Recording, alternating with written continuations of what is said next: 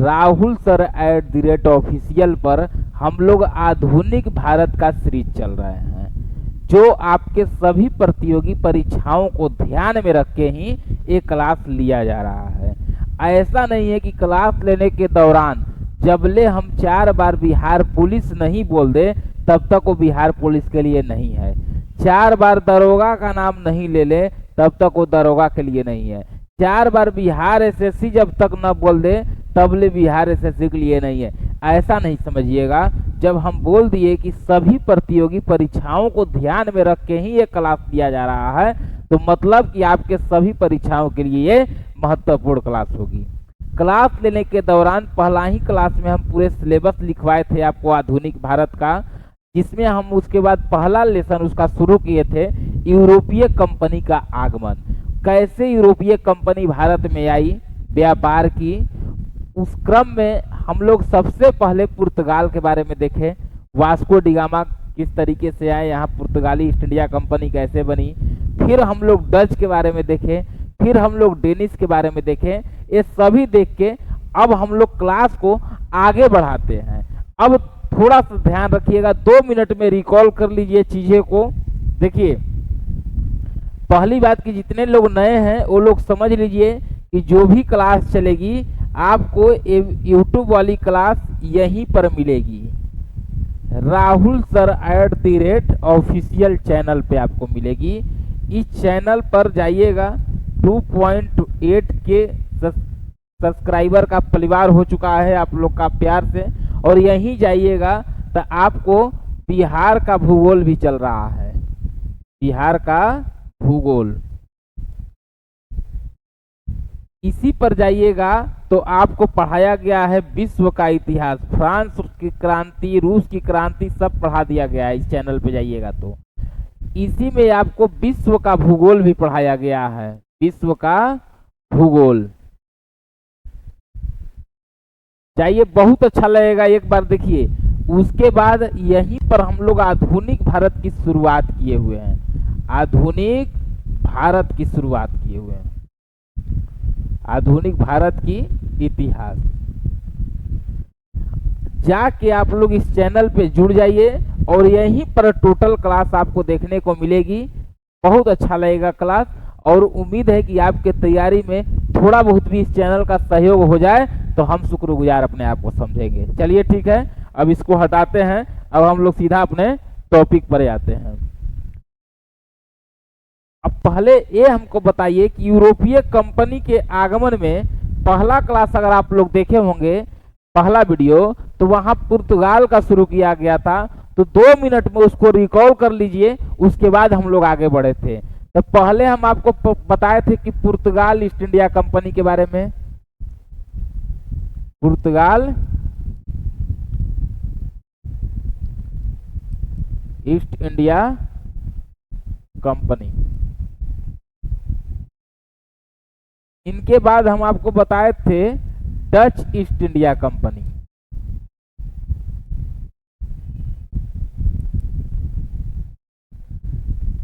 इनके बाद हम बताए थे आपको कि Danish east India company, Danish east India company, company दोनों कंपनी दोनों से लिखा जाता है। इनके बाद हम आपको बताए थे क्या, तो फ्रांसीसी भी आए थे, फ्रांसीसी, फ्रांसीसी ईस्ट इंडिया कंपनी।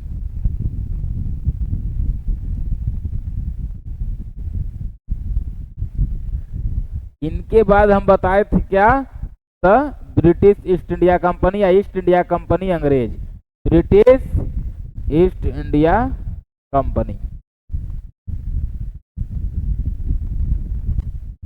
देखिए, पुर्तगाल जब हम पढ़ाए थे तो कब आए थे पुर्तगाल, 1498 में। डच कब आए हुए थे, 1602 में। डेनिश कब आए थे, तो 1616 में। फ्रांसीसी कब आए थे, तो 1664 में। अब ब्रिटिश कब आए हुए थे, तो 1600 में। अब एक बात और यहाँ पर ध्यान रखिएगा, 1600, देखिए यहाँ पर 1600, यहाँ पर 1602, पहले कौन आए हैं? 1602, 1600, 1600 के आगे 31 दिसंबर भी याद कर लीजिए, इसलिए कि डेटे से देखिए, अगर 31 को एक हम हटा दें यहाँ से, खाली एक रहेगा तो ये 1601 हो जाएगा। अब समझिए कि अंग्रेज इतना मने फास्ट था ये लोग कि कंपनी 31 दिसंबर को लग रही कंपनी बनाइए, कंपनी बना के ये लोग भूल गया।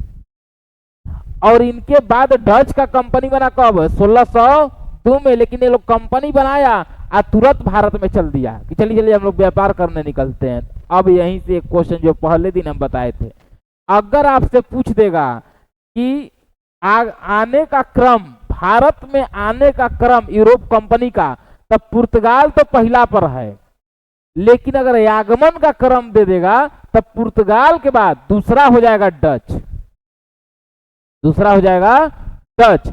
अगर आपसे आगमन का क्रम न पूछ के कंपनी बनाने का क्रम अगर पूछ देगा, कंपनी स्थापित का क्रम, तब पुर्तगाल वहां भी पहला पर रहेगा, लेकिन फिर देख लीजिए कब है? 1600, यानी ये दूसरा पर ये आ जाएगा। अगर कंपनी बनाने का क्रम पूछ दिया तब पुर्तगाल के बाद ब्रिटिश, अगर भारत में आगमन पूछ दिया आने का क्रम में, तब पुर्तगाल के बाद डच लिख के ई लाइन से उतार देना है।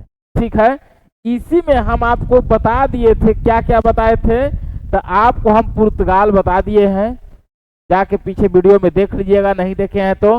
डच भी बता दिए हैं, डेनिश भी बता दिए हैं, ब्रिटिश और फ्रांसीसी नहीं बताए हुए हैं। तो आज हम फ्रांसीसी को खत्म कर देते हैं। अब ब्रिटिश क्यों नहीं, तो अब इसको भी पढ़ा के हटा लेते हैं, ताकि ब्रिटिश का अगर हेडिंग डालेंगे तो सीधा अब 1947 तक ये से न पढ़ना है, समझ गए। इसीलिए फ्रांसीसी को आज खत्म कर देते हैं और उसके अगला क्लास में हम लोग ब्रिटिश शुरू करके अभी पहला चैप्टर खत्म हो जाएगा हम लोग का। ठीक है, इतना बात समझ गए। अब आइए शुरू करते हैं हम लोग। देखिए फ्रांसीसी, फ्रांसीसी कंपनी का आगमन।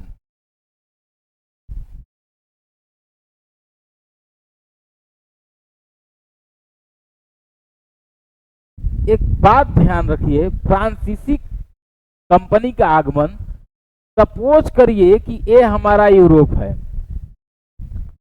समझ गए, और ये यूरोप में कई देशे हैं, ये यूरोप हो गया, ये सब मान लीजिए अलग अलग देश है, ये सब अलग अलग देशे हैं, मान लीजिए ये सब यूरोप का, ये सब कंट्रियां हैं, और इस कंट्रियां में ही मान लीजिए कि ये एक देश हमारा हो गया फ्रांस।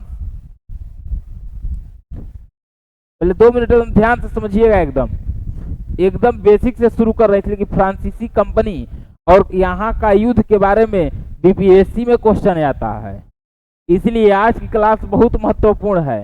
देखिए ये फ्रांस हो गया, और ये सपोज करिए कि ये हमारा जो है ये भारत हो, ये क्या है हमारा, ये भारत है। देखिए भारत में इस सब जिसे उस समय यूरोप में सबसे मजबूत जो कंट्री था, यानी देश जो कहा जाता था यूरोप में, वो फ्रांस को कहा जाता है।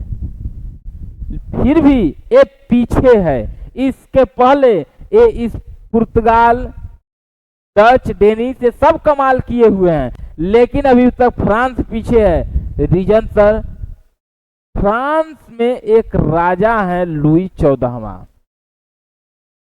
कौन है? लुई 14वां। लुई 14वां कहते ही थे, लुई 14वां क्या कहते थे कि मैं ही राज्य हूं, मेरी हर बात कानून है।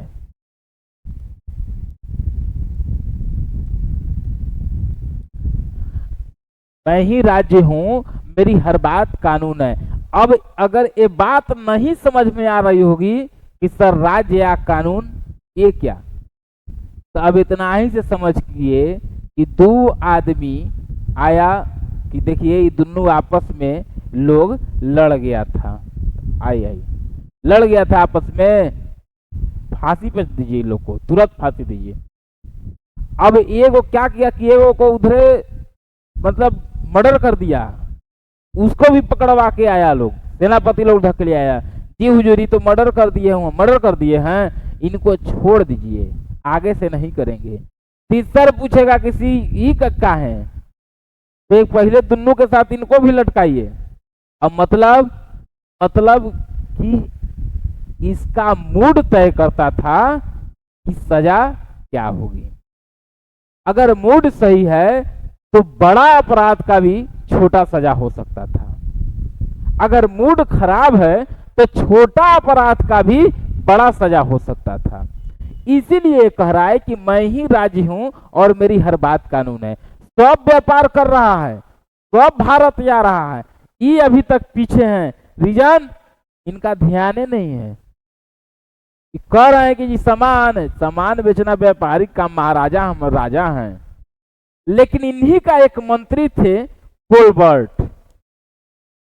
इसीलिए अगर आपसे क्वेश्चन पूछ दिया कि भारत में फ्रांसीसियों के संस्थापक किसे कहते हैं तो कोलबर्ट नाम याद रखिएगा।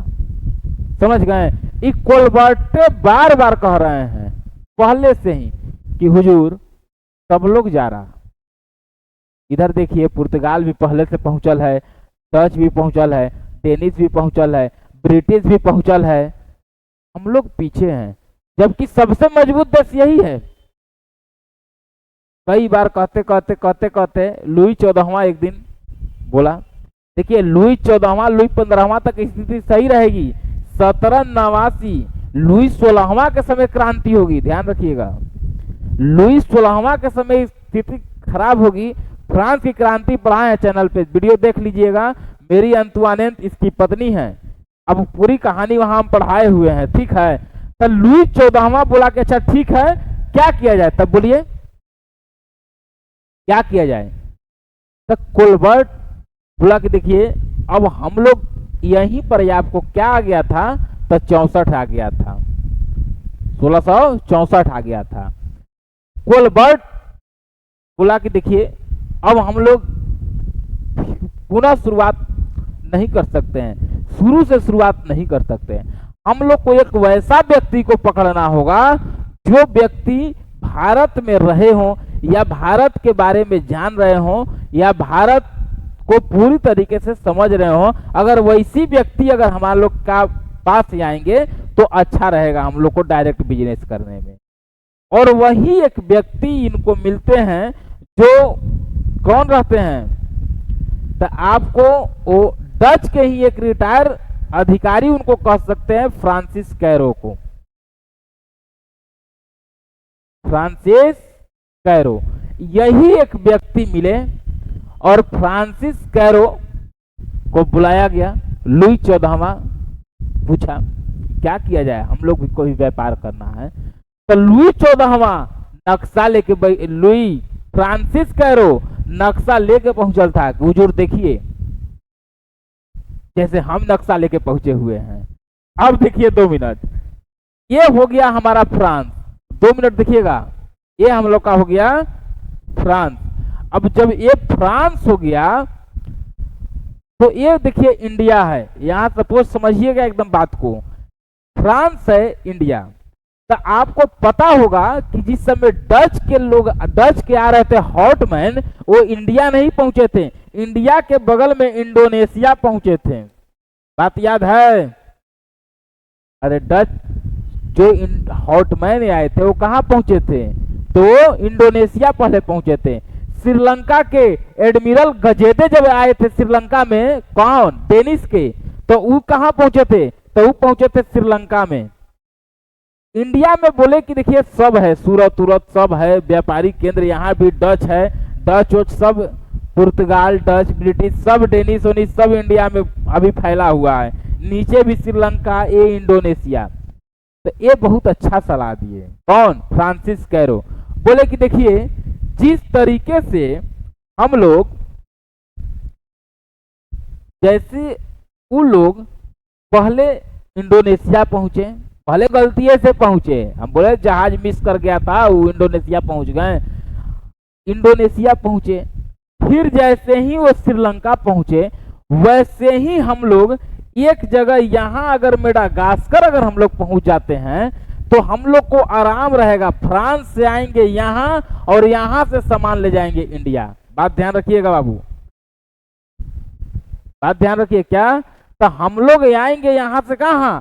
मेडागास्कर। अब मेडागास्कर से फिर सामान इंडिया। अगर मेडागास्कर में हम लोग व्यापारिक केंद्र बना ले तो हम लोग के लिए बहुत अच्छा रहेगा। तो कब ये बात कब हो रही है? तो जैसे ही फ्रांसिस कैरो मिले वहीं पर ये लोग एक कंपनी बना दिए। अपना नाम क्या रखे कंपनी का? फ्रांसीसी ईस्ट इंडिया कंपनी। बाद में नाम होगी, उस समय क्या नाम था? कंपनी इंड से ओरिएंटल। समझ गए? कंपनी इंड से ओरिएंटल। यही कंपनी क्या बनेगी? फ्रांसीसी ईस्ट इंडिया कंपनी। अब देखिए जैसे ही यहां पर हो गया 1664 में एक कंपनी बन गई, तुरंत तक बोला गया कि अगले साल के एकदम अब चाहिए तो मेडागास्कर एकदम। वो मेडागास्कर पहुंचे फ्रांसिस कैरो। यहां पहुंचे, एक व्यापारिक केंद्र बनाना है, जगह दीजिए और जो पैसा कहिए दिया जाएगा। वहां के लोग, कहां के लोग? मेडागास्कर के लोग भारी विरोध किए इनका, फ्रांसिस कैरो का। बोले कि ना ये सब हम लोग नहीं देते हैं। उल्टा ही कहां पहुंचे? फिर फ्रांस। कहां पहुंच गए? फ्रांस। अब यहां इनसे पहुंचे तो लुई 14वां जो था बोला कि जी आ गए। तो जी आ गए, वो लोग जगह नहीं दे रहा, जगह नहीं दे रहा है। छोड़िए इधर उधर, सीधा लाइए चिट्ठी एगो लिखते हैं हम। आप सीधा जाइए इंडिया, सीधा मुगल बादशाह से इंडिया मिलिए।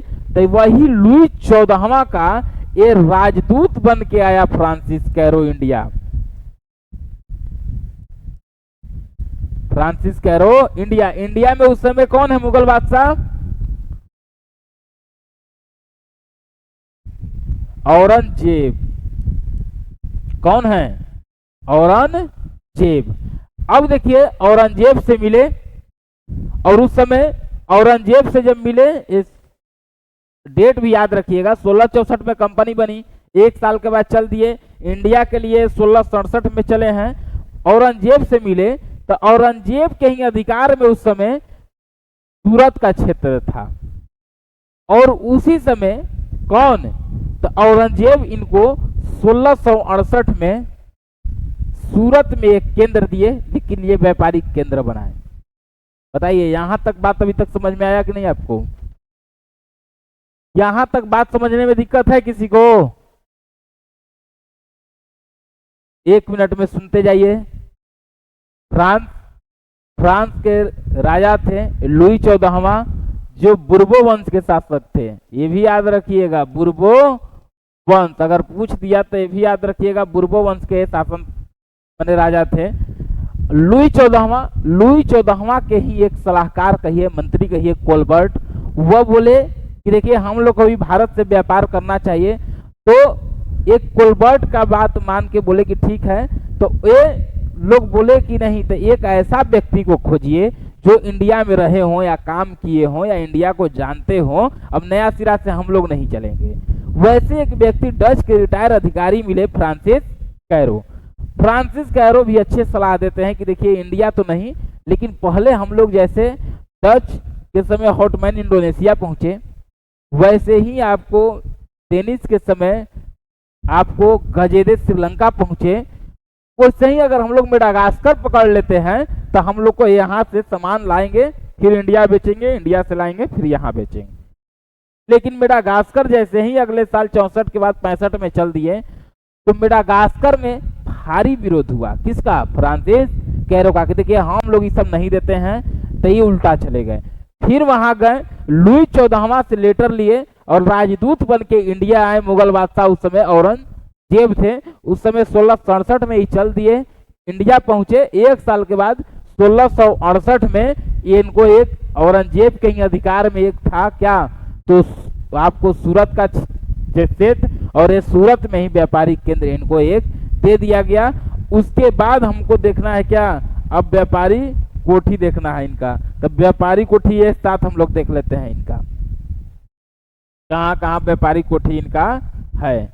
अब देखिए, एक तो यहाँ इनका सूरत में,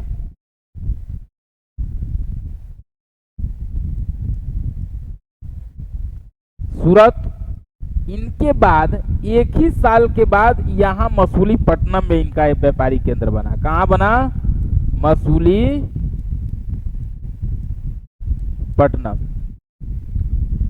मसूलीपट्टनम के बाद ये लोग एक गांव लिए, वही गांव आगे जाके क्या बनेगा? तो पांडिचेरी। पांडिचेरी।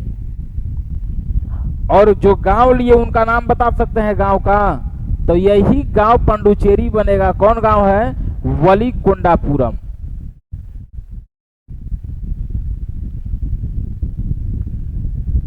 वलीकोंडापुरम, यही गांव वलीकोंडापुरम बनेंगे। पहले व्यापारिक केंद्र इनका देख लिया जाए हम लोग, उसके बाद आगे बात करेंगे। पांडिचेरी के बाद फिर एक इनका व्यापारिक केंद्र कहाँ बना? तो उसके बाद यहीं पर एक बंगाल में भी इनका बनता है। और बंगाल में क्या नाम था? वहीं पर शाहिस्ता खां से लोग परमिशन लिया, और यही है चटगांव। यही पलासी के युद्ध का कारण बनेगा। सब आज खत्म हो जाएगा ये आपका, ये चटगांव। चटगांव के बाद फिर एक यहाँ पर ये लोग लिया यनम को, फिर लिया यनम को, फिर लिया माहे को, फिर लिया कराईकल को, फिर एक खोला मॉरिशस में ये लोग। ठीक है। अब देखिए, ये हो गया मान लीजिए यनम, ये हो गया कराईकल, और ये हो गया आपको क्या? माहे। देखिए एक बात और कि डेट तो ऐसे पूछता नहीं है एग्जाम में, लेकिन पहला का डेट याद रहना चाहिए, पांडिचेरी का डेट याद रहना चाहिए, इसलिए कि यही वलीकोंडापुरम पांडिचेरी आगे जाके मुख्य केंद्र बनेगा, व्यापारिक केंद्र फ्रांसीसियों का। ठीक है। तो डेट हम ऐसे सब लिख देते हैं। देखिए पहले यहाँ कब आया? 1668 में। एक साल के बाद कहाँ पर? तो मसूलीपट्टनम में, यानी 1669 में। इनके बाद पांडिचेरी जो बना कब बना? ये 1673 में। इनके बाद बंगाल में चटगांव देख लीजिए, 1692 में एक केंद्र बना, रहने का भी वो जगह था फ्रांसीसियों के। इनके बाद कराईकल देख लीजिए 1639 में, 1600 नहीं, 1692 तो हो गया, 1739 में, 1739 में ही हो गया। 1723 में आपको यनम हो गया, और ये माहे आपको 1725 में हो गया। देखिए डेट एक बार देख लीजिएगा। ऐसे आपको डेट याद करने की आवश्यकता सिर्फ सूरत का है, वो हम डेट लिखे हैं, आपको सिर्फ सूरत कम से कम याद रखना है, और पांडिचेरी का जो संस्थापक है उनका नाम याद रखना है। और ये यही वलीकोंडापुरम के बाद यही गवर्नर बन के आए थे फैक्रो मार्टिन। कौन आए थे? फैक्रो मार्टिन। यही पांडिचेरी का गवर्नर है फ्रैको मार्टिन। बताइए इतना व्यापारिक केंद्र आपको में कहीं कोई दिक्कत? फोटो ले लीजिएगा। अब देखिए अभी तक जो चीजें हम लोग समझे, आपको समझ में आया कि नहीं आया, ये हमको बता दीजिए। ये फ्रांसीसियों का कंपनी जो भारत में हुई, अब ये लोग व्यापार करने लगा। अब यहां तक स्थिति इन लोग का सही चल रहा। 1739 तब तक ये लोग सही चल रहा है, 1741 तक। 1742 में ये गवर्नर बन के आते हैं डुप्ले, और यही डुप्ले जब आएंगे तो यहीं से युद्ध होगा, और इसी युद्ध का नाम दिया गया है कर्नाटक का युद्ध। ध्यान रखिएगा, कर्नाटक का युद्ध। कर्नाटक का कितना लड़ाई हुआ है? तो ये याद रखना है कि 3 लड़ाई हुआ है। डुप्ले कोई कमजोर नहीं है कि एक एक लड़ाई में हार जाएगा, ठीक ना। ये डुप्ले 1741 तक देख लीजिए। 68 में सूरत में कंपनी व्यापारिक केंद्र बनती है, फिर 69 में आपको मसूलीपट्टनम में, फिर 73 में पांडिचेरी एक गांव था वलीकोंडापुरम लिया गया। ताकि गांव क्यों लिया गया? सूरत में कंपटीशन टाइट था, सब लोग था, डच भी थे वहाँ, पुर्तगाली भी थे, यहाँ भी डचों का भी केंद्र था, ये भी लोग थे। तो इसीलिए ये लोग सोचे कि यहाँ के बाद एक हम लोग स्पेशली गांव लेते हैं जो गांव हम लोग लेंगे उस गांव में क्या करेंगे, तो एक पूरी तरीके से किले बंद बस्ती बसाएंगे। और किले बंद जब बस्ती बसाएंगे तो वहां सिर्फ हम लोग रहेंगे। और इसीलिए ये लोग वलीकुंडापुरम एक गांव लिए, और यही वलीकुंडापुरम पांडिचेरी हुआ है, जिसका संस्थापक अगर पूछ देगा तो क्या बताइएगा, फैक्रो मार्टिन। फैक्रो मार्टिन इनके गवर्नर है पांडिचेरी का। और पांडिचेरी प्रमुख केंद्र कब बना, तो 1701 में। ये भी क्वेश्चन याद रखिएगा। यहाँ पर कंपनी खुली है, व्यापारिक केंद्र खुला है, लेकिन प्रमुख केंद्र मुख्य केंद्र बनाया गया है 1701 में। 1739 में इन लोग का कराईकल हुआ, 1725 में माहे हुआ, 1723 में यनम, 1692 में चटगांव। चटगांव ये लोग किससे लिए, तो उस समय औरंगजेब के ही समय था, यहाँ गवर्नर से शाहिस्ता खां। और यही शाहिस्ता खां के नेतृत्व से परमिशन लेके यहाँ पर चटगांव लिए कि पुर्तगालियों के रहने का, ये फ्रांसीसियों का रहने का ये बस्ती हो गया, और यहाँ व्यापार भी होगा और यहाँ पर ये लोग रहेगा भी। फ्रांसीसी कभी कभी पुर्तगाली बोला जाते हैं, ठीक ना, तो ये ध्यान में रखिएगा, कहीं अगर पुर्तगाली बोला गया होगा तो उसको फ्रांसीसी कर लीजिएगा, ऐसे कहीं बुलाया नहीं होगा, ठीक है। अब इतना बात समझने में बताइए, कहीं कोई दिक्कत तो नहीं होना चाहिए। अब यहीं पर जब 1741 तक सब सही चल रहा है, एक 42 में एक गवर्नर बन के आते हैं फ्रांस से भारत के लिए, और व्यक्ति का नाम है डुप्ले। और ये जब डुप्ले आते हैं तो डुप्ले समझ लीजिए इतना ही से। अब आइए अगला पेज देते हैं। देखिए 1741 तक सब सही है। 1742 में आते हैं आपको कौन, तो 1742 में आते हैं एक गवर्नर बन के, और यही गवर्नर है डुप्ले। डुप्ले ऐसे होगा कि ऐसे होगा, चलिए किसी तरह से लिख लीजिए डुप्ले। और ये डुप्ले जब आते हैं तो इनकी क्या रहती है, तो राजनीतिक महत्वाकांक्षा भारत में बढ़ जाती है। राजनीतिक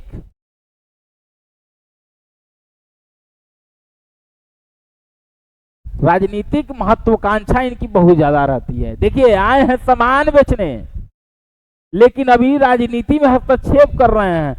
पहले ब्रिटिश नहीं राजनीति में हस्तक्षेप किया है, डुप्ले किया है, डुप्ले से सीखा है वो सब। 1757 पलासी, अभी हम लोग कब चल रहे हैं, 1742 के बाद अभी हम लोग चल रहे हैं। आउ 57 में पलासी की युद्ध हुआ है, तो ये डुप्ले। अब देखिए यहीं पर 3 लड़ाई लड़ी गई, इस लड़ाई का नाम दिया गया कर्नाटक का युद्ध। कर्नाटक का युद्ध, और कर्नाटक का युद्ध हुआ 3 गो, पहला, दूसरा और तीसरा। अब समझिए कि ऐसा नहीं है कि डुप्ले कमजोर था कि पहले ही हार जाएगा। और दूसरी बात कि पहला और तीसरा ये दोनों का कारण भारत नहीं है।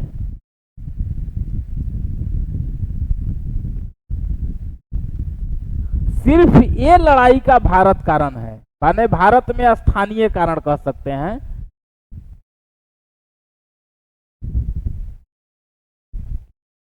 स्थानीय कारण सिर्फ सेकेंड वाला का यहाँ पर स्थानीय कारण है, और ये दोनों का भारत में कारण नहीं है। तो अब हम लोग प्रथम कर्नाटक युद्ध हेडिंग डालते हैं।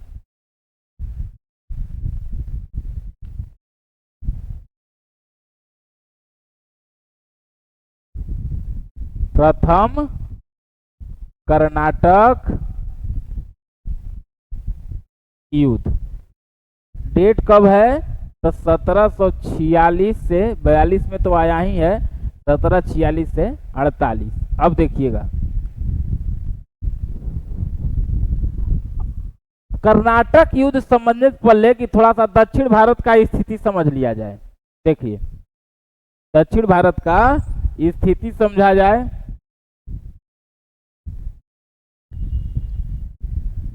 देखिए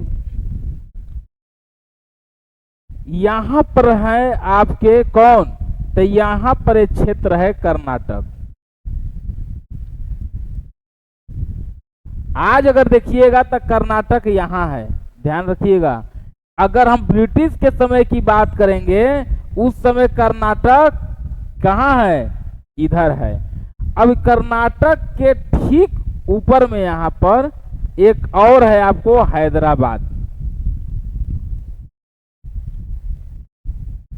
हैदराबाद, यहीं पर हमारा मैसूर होगा, मैसूर। अब यही आपको त्रावणकोर के राजा मार्तंड वर्मा हम बताए थे, जो लड़ाई हुआ था यहाँ पर वो साम्राज्य। अब थोड़ा सा समझिए, देखिए हैदराबाद में निजाम होते थे। कौन होते थे? निजाम। कर्नाटक में ये सब नवाब होते थे। क्या होते थे? नवाब और निजाम। तो नवाब और निजाम में क्या अंतर था सर? देखिए, इस सबसे ज्यादा मजबूत यही निजाम होते थे।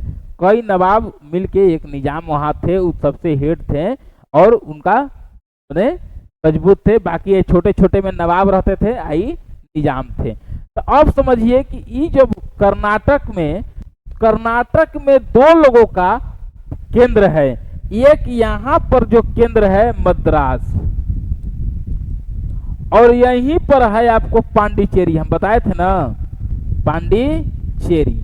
अब देखिएगा, यही मद्रास पांडिचेरी में अब क्या होगा वो समझिए। बाकी व्यापारिक केंद्र छोड़ दीजिए। अब देखिए, अब कहां? अब यूरोप में ही यहाँ स्पेन के उत्तराधिकार के लिए संघर्ष होता है। अब कैसे सर संघर्ष होता है?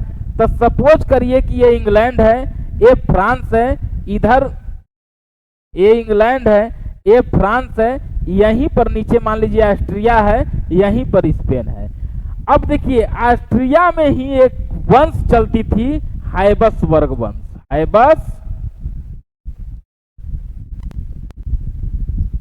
ये ऑस्ट्रिया में ही हैब्सबर्ग वंश शासन चलती थी। क्यों युद्ध हुआ? अब देखिए, अभी हम लोग कहाँ हैं?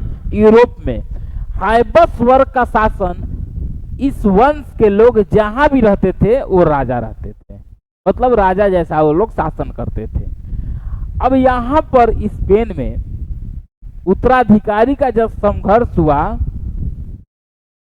तो ये संघर्ष जब हुआ तो ये बोला कि ये राजा रहेंगे, हैब्सबर्ग वंश के राजा रहेंगे। फ्रांस बोला कि एकदम नहीं रहेंगे। इंग्लैंड बोला कि क्यों नहीं रहेंगे? नहीं समझे? हैब्सबर्ग वंश ऑस्ट्रिया का एक वंश था, मजबूत वंश था। ये लोग जहां भी रहते थे ये लोग राज कर, माने राजा की तरह ये लोग नेतृत्व करते थे। समझ गए? अब स्पेन में मारिया थेरेसा के बाद यहाँ पर जब उत्तराधिकारी का संघर्ष हुआ, तो ये बोला कि एकदम ही राजा बनेंगे। अभी बोला कि एहरो मजबूत, घबरा जाएगा। फ्रांस कड़ा प्रतिक्रिया दिया कि एकदम नहीं बनेंगे। इंग्लैंड बोला कि क्यों नहीं बनेंगे, और इसी को लेके यहां लड़ गया। और लड़ने के बाद यहां डुप्ले एकदम शांत बैठा हुआ है। डुप्ले बोला कि देखिए, लड़ाई उधर हो रही है। लड़ाई कहां हो रही है? इस माने यूरोप में। इंडिया में हम लोग व्यापार करेंगे, यहां नहीं लड़ेंगे। लेकिन अंग्रेज के ही एक अधिकारी थे, अधिकारी का नाम था यहां पर देखिए बर्नेट। यही बर्नेट जो अधिकारी थे, ये फ्रांस का जहाज डुबा दिए। अब फ्रांस का जहाज जैसे ही डुबा दिए, वैसे ही क्या, अब डुप्ले बोला कि अब तो सर पानी से ऊपर चला गया। मतलब ये अब ज्यादा हो रहा है। लोग क्या कहेगा कि तुम यहां मने हार गया। डुप्ले तुरंत मॉरिशस के गवर्नर जो जलपोत के हेड थे, जब मॉरिशस का भी मुख्य प्रमुख केंद्र कहां? पांडिचेरी में ही था। तो वहां पर जो थे, कौन थे? तो ला बर्दुने, और यही ला बर्दुने के नेतृत्व में बोला कि ला बर्दुने को बोला कि एकदम पहले सेना लेके आइए। तो किधर लिखे? अब यही लिखते हैं। ला बर्दुने को बोला कि एकदम सेना लेके पहुंचिए, तनी दिखा देते हैं कि लड़ाई क्या होती है। और ला बर्दुने जैसे ही पहुंचे सेना लेके, वैसे ही डुप्ले, ला बर्दुने और डुप्ले, ये दोनों मिलके क्या करते हैं? तो मद्रास पर हमला कर देते हैं। और मद्रास के गवर्नर थे मॉर्स। मॉर्स को समझ में ही नहीं आया, इससे कि इतना तीव्र हमला हुआ कि मॉर्स कोई तैयारी में नहीं थे। उसने कि अगर जहाज डुबाइयो दिया है तो वो लोग बहुत करेगा तो दो जहाज वो लोग भी डुबाएगा। लेकिन पूरे मजबूती ले मार्स दोनों हाथ खड़ा किया, चलिए हम सरेंडर करते हैं, और पूरे मार्स पर डुप्ले यानी फ्रांसीसियों का अधिकार हो गया। अब मार्स तुरंत पहुंचा किसके पास, तो उस समय कर्नाटक के जो नवाब थे, नवाब का नाम क्या था, अनवरुद्दीन। थोड़ा सा राजा लगा दीजिए आगे में, राजा अनवरुद्दीन। मार्स पहुंचा राजा अनवरुद्दीन के पास। अब जैसे ही राजा अनवरुद्दीन के पास पहुंचा कि देखिए आपको तो टैक्स देते हैं हम लोग, लेकिन देखिए हमारा क्षेत्र ले लिया। अनवरुद्दीन बोला डुप्ले को कि खाली करो मद्रास, उसको दे दो, यहाँ व्यापार करने का काम है, लड़ाई झगड़ा मत करो यहाँ तुम लोग। लेकिन डुप्ले कुछ नहीं सुना। अनवरुद्दीन भी अपने बेटा को बोला, इसका बेटा का नाम क्या था, महफूज खां। महफूज खां, महफूज खां को बोला कि कुछ सेना अंग्रेज के पास है और कुछ सेना तुम, मतलब कि एक तरफ अंग्रेज और अनवरुद्दीन की सेना और एक तरफ डुप्ले बल्ला बरदुने की सेना, दोनों लड़ गई। और जो जगह पर लड़ी, एक क्वेश्चन आपसे पूछ सकता है, ये दोनों जिस जगह पर लड़े उसी युद्ध को कहा जाता है सेंट थॉम का युद्ध। सेंट थॉम का युद्ध, इसका एक और नाम है ओडियार का युद्ध। मतलब सर ओडियार का युद्ध इसलिए कि सेंट थॉम का युद्ध जहां हुआ वही ओडियार नदी के किनारे हो गया, इसलिए कि सेंट थॉम और ओडियार दोनों नाम इसको दिया जाता है। और यहां पर कौन कौन लड़ रहा है, तो एक राजा, एक तरफ ब्रिटिश की सेना है और राजा की सेना है, और एक तरफ किसका सेना है, तो एक तरफ है आपको डुप्ले की सेना और ला बरदुने की सेना। लड़ाई हो रही है, राजा अनवरुद्दीन। अब इनका बेटा भी सेना लेके पहुंचे हुए हैं। अब हुआ कि अब इस युद्ध में, सेंट थॉम के युद्ध में, ब्रिटिश और राजा अनवरुद्दीन ही हार गए। अब मद्रास छोड़ेगा, एकदम नहीं छोड़ेगा, लेकिन अब ये भी शांत है, ये भी शांत है। उसी बीच में इन लोग का फ्रांस में जहां युद्ध हो रहा था वहीं पर मान गया फ्रांस की, चलिए आप भी राजा बनाइए उस वंश का, तो हमारा भी एक दूसरे जगह राजा बनेगा, आप भी कहिए कि राजा बनता। बोला कि कोई बात नहीं है, तुम भी राजा बनाओ। तो वहां पर युद्ध समाप्त हुआ और एक संधि हुआ। पवित्र रोमन साम्राज्य के जगह था एक्सला सैपल, एक्सला सैपल की संधि। और यही एक्सला सैपल की जो संधि हुई, एक्सला सैपल जगह कहां है, भारत में नहीं समझिएगा, इसलिए बता रहे हैं। देखिए लड़ाई भी हुआ विदेश में, यूरोप में, जगह भी पवित्र रोमन साम्राज्य का एक्सला सैपल, जिसका वर्तमान नाम है आचेन। इसीलिए ये आपको क्वेश्चन दे सकता है, आचेन की संधि या एक्सला सैपल की संधि, याद रखिएगा, बीपीएससी में कोई क्वेश्चन पूछ सकता है आपसे। कर्नाटक युद्ध बड़ा फेमस है, इसीलिए हम पढ़ा रहे हैं इतना तोड़ तोड़ के। थोड़ा सा राइटिंग देख लीजिएगा, कंप्रोमाइज करिएगा, सब एक एक चीज आपको दिखाई दे रहा है, सब बहाना नहीं चलेगा। अब देखिए एक्सला सैपल की जब संधि हुई वहीं पर हुआ कि देखिए इंडिया में भी आपका जो गवर्नर है डुप्ले, वो बदमाशी किया है, मद्रास ले लिया है। तो फ्रांस बोला कि बदमाशी नहीं किया है, सही किया है, आप लोग भी जहाज डुबाए हुए हैं, तो चलिए जो नुकसान हुआ है हम लोग देते हैं, आप मद्रास खाली कराइए। तो वहां से कहा गया कि जी मद्रास दे दीजिए। और उस युद्ध के बाद यही एक्सला सैपल से ये मद्रास फिर अंग्रेजों को चला गया, फिर अंग्रेजों को सौंप दिया गया। अब बोला गया कि चलिए अब ठीक है, अब हम लोग व्यापार करेंगे। तो अब बताइए ये पहला युद्ध समझे कि नहीं समझे आप लोग। अब द्वितीय कर्नाटक युद्ध यहीं पर देखिए, उसके बाद पीडीएफ के साथ समझाएंगे, सब क्लियर हो जाएगा। तृतीय कर्नाटक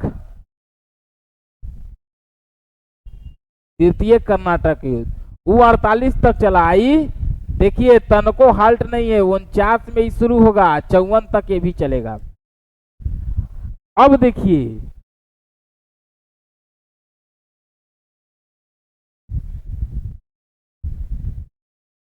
अब ये है कर्नाटक और ये है हैदराबाद और ये मान लीजिए ऊपर मराठा है, ठीक है।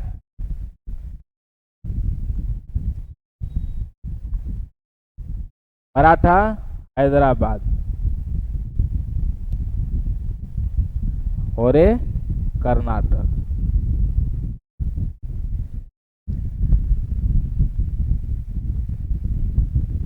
देखिएगा अब हम लोग द्वितीय कर्नाटक युद्ध को थोड़ा सा समझते हैं हम लोग।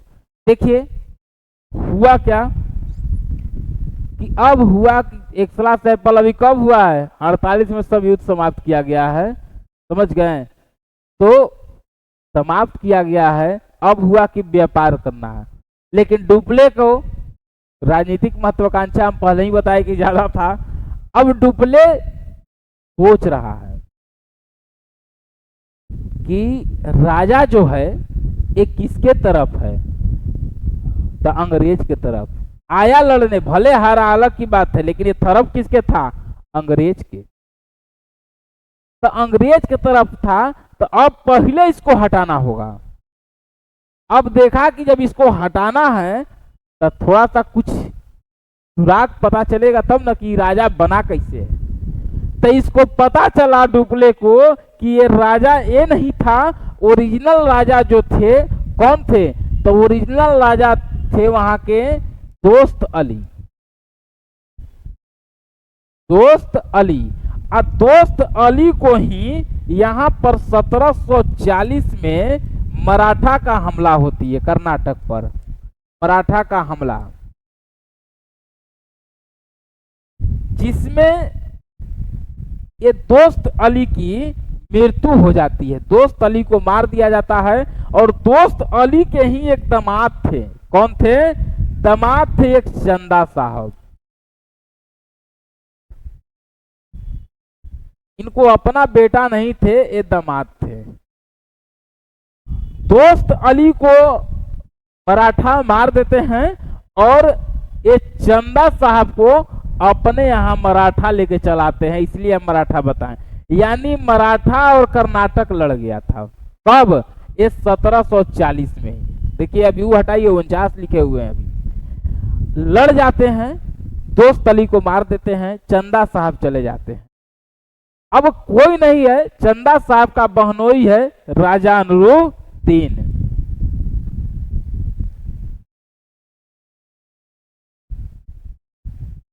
राजा अनूरुद्दीन, अब राजा अनूरुद्दीन जब इनके बहनोई हैं, तो जब अब कोई नहीं है, ये मरिए गए चलिए गए, तो ये मजबूरी में ये राजा बनते हैं।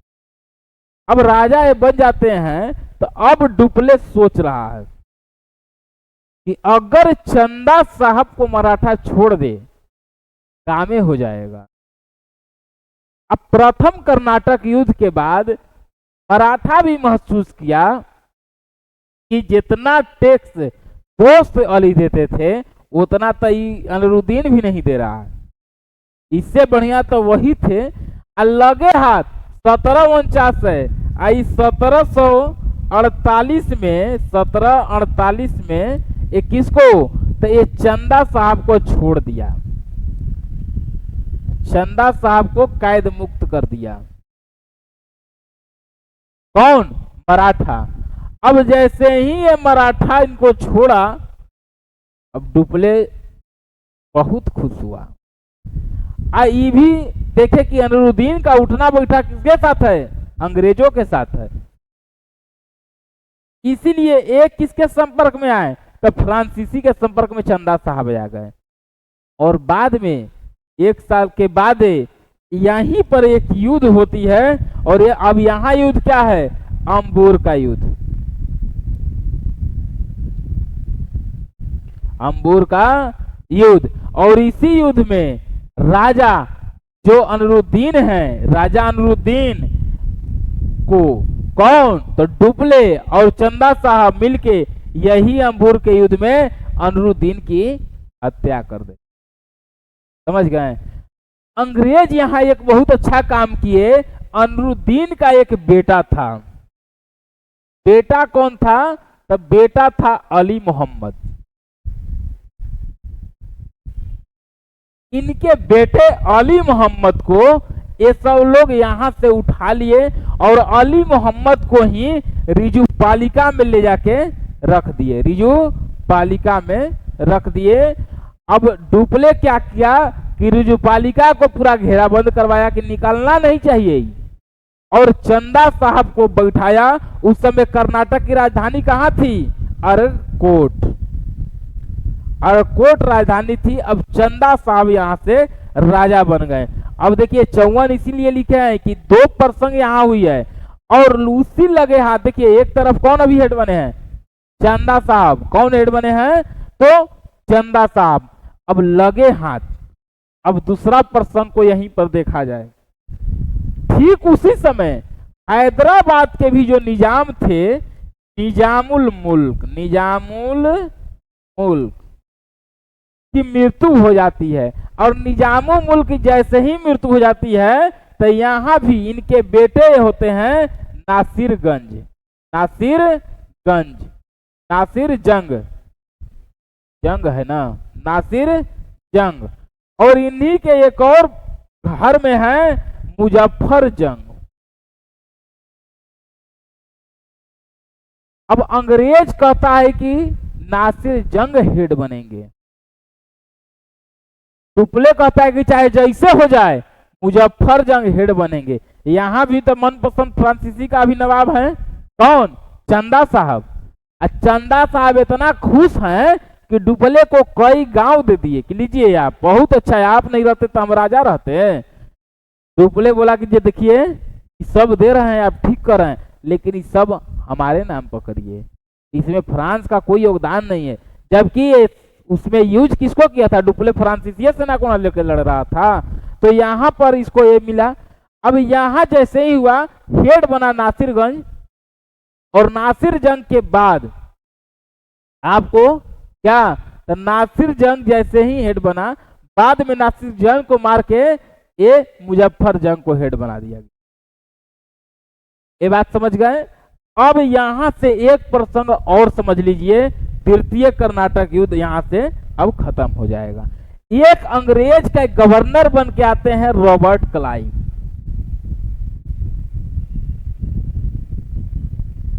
रॉबर्ट क्लाइव एक गवर्नर आते हैं, और यही रॉबर्ट क्लाइव जब जैसे ही गवर्नर बनते हैं, आप पूछते हैं कि फ्रांसीसी का सेना सबसे ज्यादा कहां है? रिजू पालिका में। रिजू पालिका में।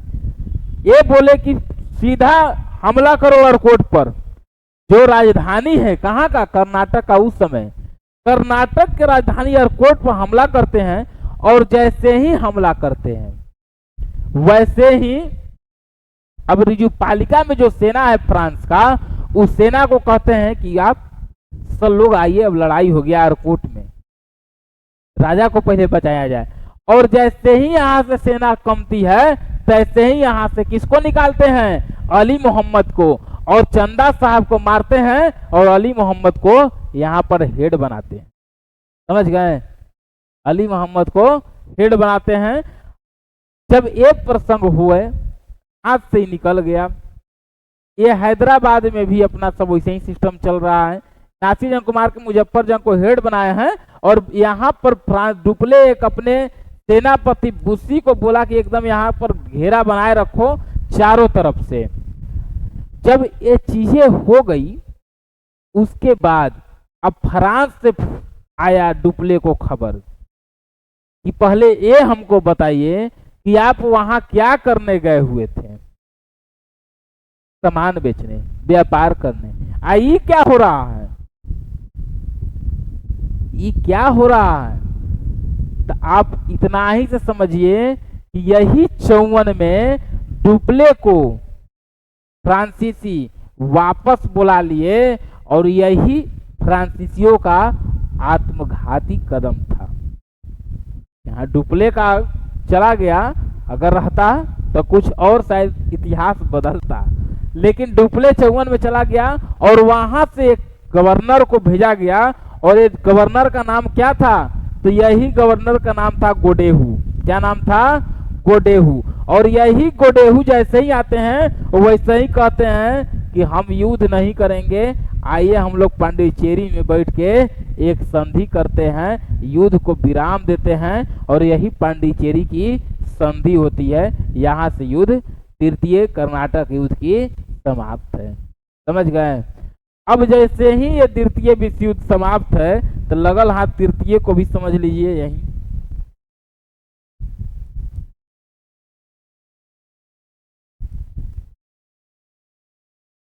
तृतीय कर्नाटक युद्ध, इसका कारण अब भारत नहीं है, ये तीसरा है, पहला तीसरा को, ये सप्तवर्षीय युद्ध है।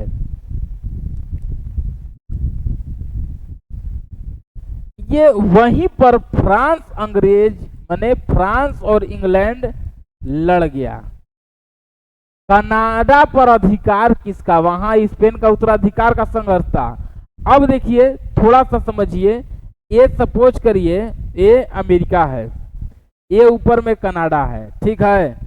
अब यहाँ पर अमेरिका के 13 उपनिवेश पर यहाँ इंग्लैंड का अधिकार है, यहाँ पर कुछ हिस्सा पर फ्रांस का अधिकार है। फ्रांस चाहता था कि कुछ हमारा हिस्सा बढ़ जाए, ये चाहता था कुछ हमारा हिस्सा बढ़ जाए, इसी को लेके यहाँ सब लड़ गया। अब जैसे ही यहाँ लड़ा तो इसका प्रभाव भारत में भी दिखने लगा। अब कैसे दिखा? यहीं पर आपको अब चटगांव जो हम लोग देखे, जो बंगाल में हम बता रहे थे, यही पलासी है, यही चटगांव में सेना अपना बढ़ाने लगा बंगाल में। कौन? अंग्रेज।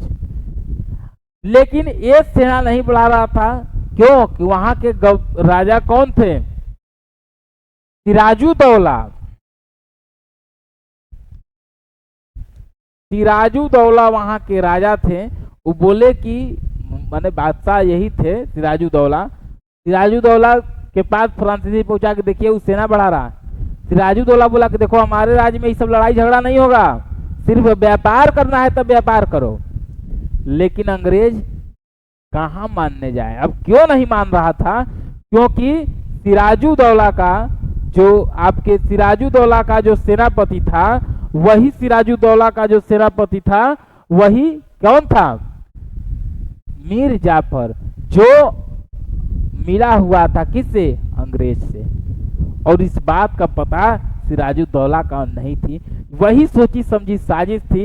यही 1757 में जैसे ही अंग्रेज हमला किया चटगांव मतलब फ्रांसीसियों पर, वैसे ही सिराजुद्दौला बोला कि अरे तुम कैसे, हम मना किए थे, हमला कर दिया। यही पलासी की लड़ाई हुई है। और ये लड़ाई क्या हुई है? सोची समझी साजिश थी। जो सिराजुद्दौला का सेनापति जब मिलल है तब युद्ध का कोई महत्व है। यहाँ पर अंग्रेज जीत जाता है।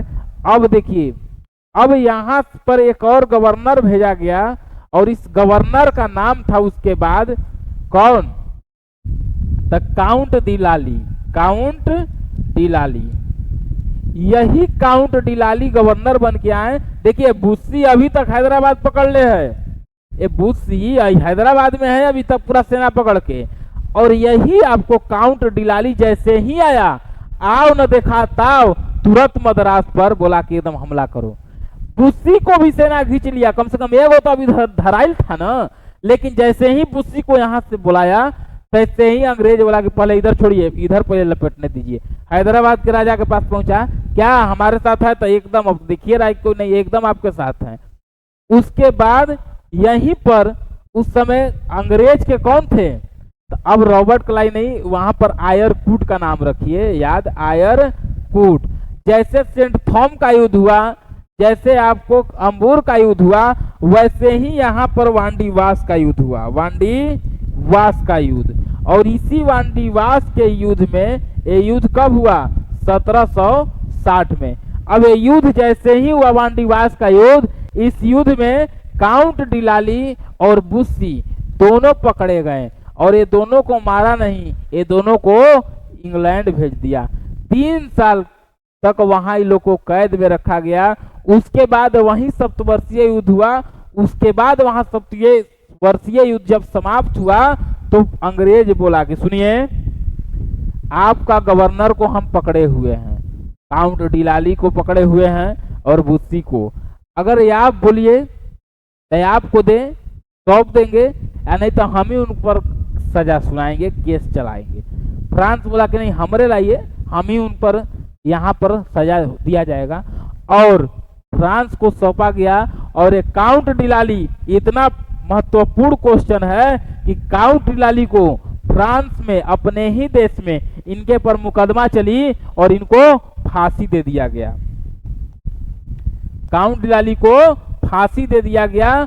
और यहीं से जैसे ही अंग्रेज देखा कि दर फांसी दे दिया, अंग्रेज बोला कि बहुत बढ़िया, आपसे हम लोग बहुत प्रसन्न हैं। अब देखिए ये सब जितना क्षेत्र आपका है, चाहे माहे हुआ, कराईकल हुआ, यनम हुआ, पांडिचेरी हुआ, चटगांव हुआ, ये सभी जो जगह है आप आइए व्यापार करिए, लेकिन आप गवर्नर और सेना नहीं भेजिए। तो जी हमको दिक्कत होगा तो हम हैं।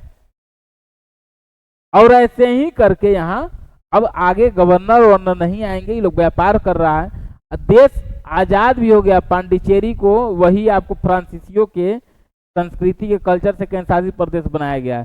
देश आजादी के बाद भी नहीं जा रहे हैं।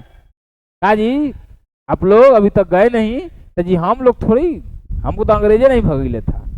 तो आप यहाँ के लोगों से पूछा गया कि जी आप लोग का क्या राय है, तो लोग बोला कि नहीं हम लोग इंडिया। तब यहाँ सेना भेज के इन लोग को हटाया गया। तृतीय कर्नाटक युद्ध भी सप्तवर्षीय युद्ध से समाप्त हो गया। बताइए इतना बात समझने में आपको कोई दिक्कत है? अभी तो हो गया हम लोग का। अब थोड़ा सा पीडीएफ के माध्यम से भी हम लोग देखते हैं। देखिए फ्रांसीसी ईस्ट इंडिया कंपनी, और यही फ्रांसीसी ईस्ट इंडिया कंपनी जो है ये क्या, तो ये फ्रांसीसी ईस्ट इंडिया कंपनी लुई 14वां कोलबर्ट। देखिए फास्ट देखिएगा, अभी सब हम बताए हुए हैं। कोलबर्ट हम यही बताए थे कि कंपनी देश इंडिसे ओरिएंटल ये कंपनी का नाम होती है, और यही कंपनी आके जाके क्या बनती है, फ्रांसीसी ईस्ट इंडिया कंपनी। यही फ्रांसिस कैरो हैं जो डच के रिटायर अधिकारी एक पहले कहाँ पहुंचते हैं, मेडागास्कर। ये मेडागास्कर के बाद फिर लुई 14वां का ये क्या राजदूत बन के भारत आते हैं। भारत में उस समय मुगल बादशाह कौन होते हैं, तब मुगल बादशाह औरंगजेब रहते हैं। देखिए व्यापारिक कंपनी का देख लीजिए। सूरत, सूरत कब हुआ, तो 1668 में सूरत। 1 साल के बाद आपको मसूलीपट्टनम, उसके बाद पांडिचेरी। यहीं पर एक गांव था जो लिया गया, वो बाद में पांडिचेरी बना है। कौन गांव था, वली कोंडापुरम। यही गांव बाद में आगे चल के पांडिचेरी बनेगा। गवर्नर कौन थे, फैक्रो मार्टिन।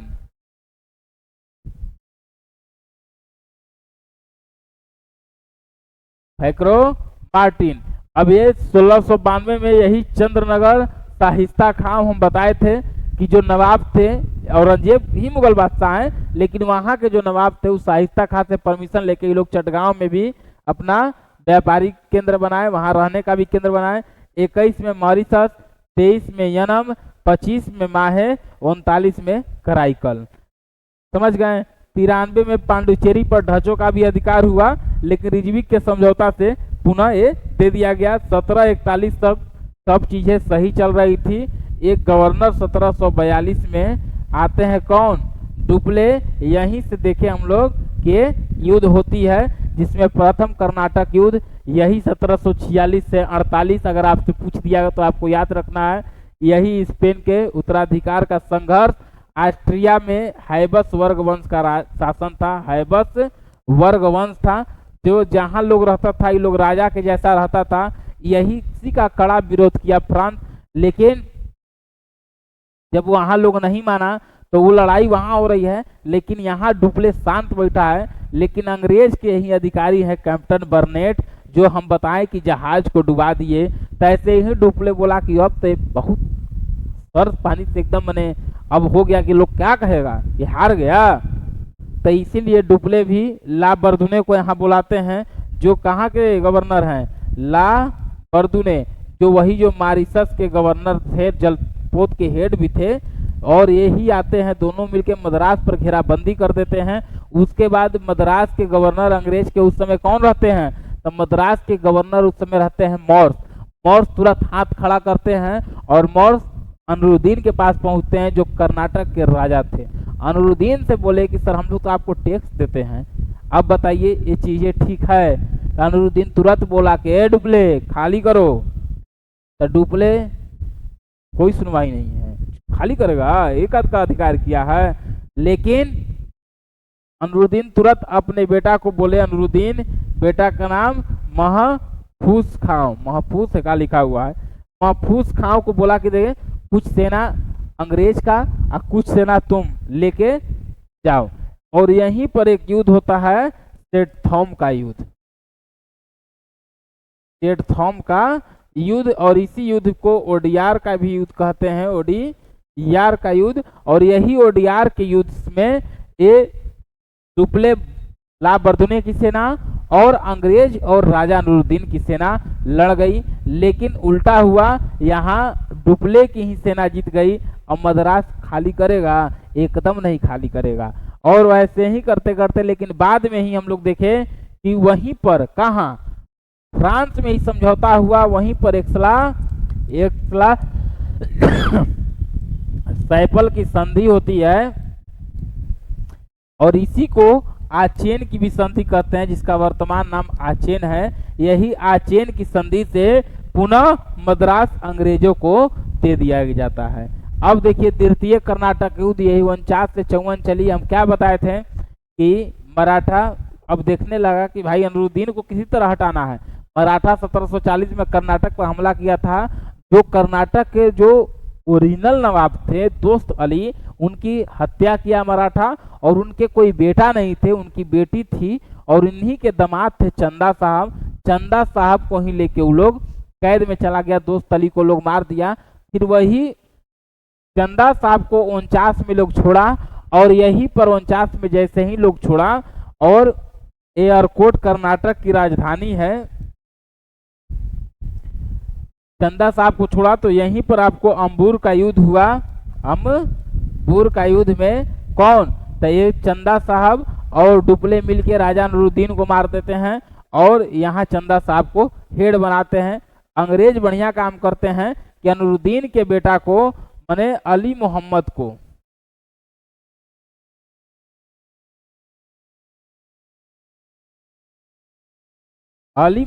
को ले जाके रिजुपालिका में रखते हैं बढ़िया से कि भाई यहाँ तक न पहुँचे। और उसके ऊपर रिजुपालिका के ऊपर फिर फ्रांसीसी की भाई एकदम नहीं निकले। और वहाँ चंदा साहब को लोग हेड बना देता है। लेकिन ये धीरे धीरे फिर यहाँ दूसरी प्रसंग थी कि जो हैदराबाद के निजाम थे, निजामुल मुल्क, उनकी भी मृत्यु हो गई। उनका बेटा थे नासिर जंग और उनके एक पोता भी थे मुजफ्फर जंग। अंग्रेज चाहता था कि नासिर जंग हेड बने, लेकिन डुप्ले चाहता था कि जैसे हो लेकिन हेड तो मुजफ्फर जंग बनेंगे। थोड़ा सा इस प्रसंग को देख लीजिए। अब नासिर जंग और अनरुद्दीन इनको कौन समर्थन कर देते? देखिए ब्रिटिश गवर्नर लॉर्ड क्लाइव। देखिए यही चिन्ह हम कब्बे से बता रहे हैं आपको, यहां पर लॉर्ड क्लाइव। अब देखिए लाल वाला, देखिए मुजफ्फर जंग और चंदा साहब को कौन करते थे? डुप्ले। अब बताइए हम क्या बोल रहे थे, कभी से यही बात ना बोल रहे हैं कि चंदा साहब और मुजफ्फर जंग का समर्थन फ्रांसीसी गवर्नर डुप्ले कर रहे थे। तो वैसे ही आपको अनरुद्दीन और नासिर जंग का समर्थन कौन कर रहे थे? तो ये लॉर्ड क्लाइव। तो वैसे ही करते करते फिर यहाँ पर ये नासिर जंग को हेड तो अंग्रेज बना दिए, लेकिन कुछ दिनों के बाद को मार दिया गया और मुजफ्फर जंग वहां हेड बन गया। वहीं पर बुस्सी के नेतृत्व में सेना छोड़ दिया कि एकदम चारों तरफ से घेरा रखना कि यहाँ कोई आवे नहीं। और वहीं के बाद फिर अली मोहम्मद, फिर एक हम लोग देखे कि एक ब्रिटिश गवर्नर आते हैं लॉर्ड क्लाइव। और वही रॉबर्ट क्लाइव जब आते हैं तो क्या करते हैं, पहले एयरपोर्ट पर ही हमला करते हैं। और उसके बाद चंदा साहब को मार के यहाँ रिजुपालिका से दो अली मोहम्मद को निकालते हैं और फिर बैठा देते हैं कर्नाटक के गद्दी पर। उसके बाद जब ये सब बैठा देते हैं तब तक तो वहां से डुप्ले को खबर आ गया कि क्या कर रहे हैं आप, पहले ये बताइए कि गए थे वहां व्यापार करने, बिजनेस करने। आई क्या हो रहा है आप बताइए। तो डुप्ले को वापस फ्रांस बुला दिया गया और गवर्नर बना के भेजा गया गोडेहू को। गोडेहू आए गवर्नर, देखिए। और यही गोडेहू जब आए तब पांडिचेरी की संधि की है, पांडिचेरी की संधि, पांडिचेरी की संधि किए। और इसी पांडिचेरी की संधि से तृतीय कर्नाटक युद्ध खत्म हो गया। देखिए 1754 में डुप्ले यहाँ से चले गए हैं। यही उन लोग का आत्मघाती कदम था। ये तृतीय कर्नाटक युद्ध हो गया। तृतीय आपको बताइए भी कि 58 से 67, ये इसका भी कारण क्या है? सप्तवर्षीय युद्ध, सप्तवर्षीय युद्ध। अब सप्तवर्षीय युद्ध इसका कारण था। उसके बाद यही 58 में गवर्नर बन के आते हैं काउंट डिलाली, और यही सेंट डेविड जो किला है ये अंग्रेजों की वहाँ किला थी, पर हमला हो जाती है। अब आयरकूट उस समय रहते हैं, आयरकूट के समय ही वांडीवास का युद्ध होता है, 1960 नहीं 1760, और यहीं पर अंग्रेज जीत जाते हैं और आपको काउंट डिलाली को बंदी बना लेते हैं, यानी मारते नहीं है, कैद करके इनको अंग्रेज भेज देते हैं इंग्लैंड। वहीं पर बाद में सप्तवर्षीय युद्ध खत्म होती है तो इनको फ्रांस कहता है कि भाई लाइए हमारे ही पास मुकदमा चलाएंगे, और यही काउंट डिलाली को फांसी की सुना देती है फ्रांस। उसके बाद अंग्रेज बोला कि आपकी जो व्यापारिक कंपनी है जिसको हमारे पास है हम सब आपको दे रहे हैं, लेकिन आप वहाँ कोई गवर्नर नहीं भेजिएगा, सेना नहीं भेजिएगा, आप सिर्फ व्यापार करिएगा, सिर्फ बिजनेस करिएगा। कभी आप पर दिक्कत आई तब ब्रिटिश सेना आपके साथ खड़ी रहेगी, आपके हर सुख दुख में आपका समर्थन करेगी। बताइए इतना बात समझ में आया कि नहीं आया हमारा? फ्रांसीसी कंपनी और कर्नाटक युद्ध। वीडियो थोड़ा सा लंबा हो रहा है यूट्यूब पर, इसका भी हमको ध्यान रखना पड़ता है। और आपको उम्मीद है कि यहाँ तक बातें समझ में आ गई होगी। अब यहाँ से ब्रिटिश को करके अब सीधा हम लोग गांधी युग सब करते हुए अब आगे बढ़ जाएंगे। यही अब थोड़ा सा अंग्रेज को खाली समझना है कि अभी बेसिक चल रहा था। एक ब्रिटिश जो कंपनी पढ़ाएंगे वो समझना होगा, इसलिए कि अब ब्रिटिश का कई चरण बताएंगे कि ब्रिटिश का पहले दिन ही आए तो राजनीतिक हस्तक्षेप किए नहीं, पहले व्यापार किए, हर चीज किए। अब कैसे किए तो ब्रिटिश को ही पूरी तरीके से समझ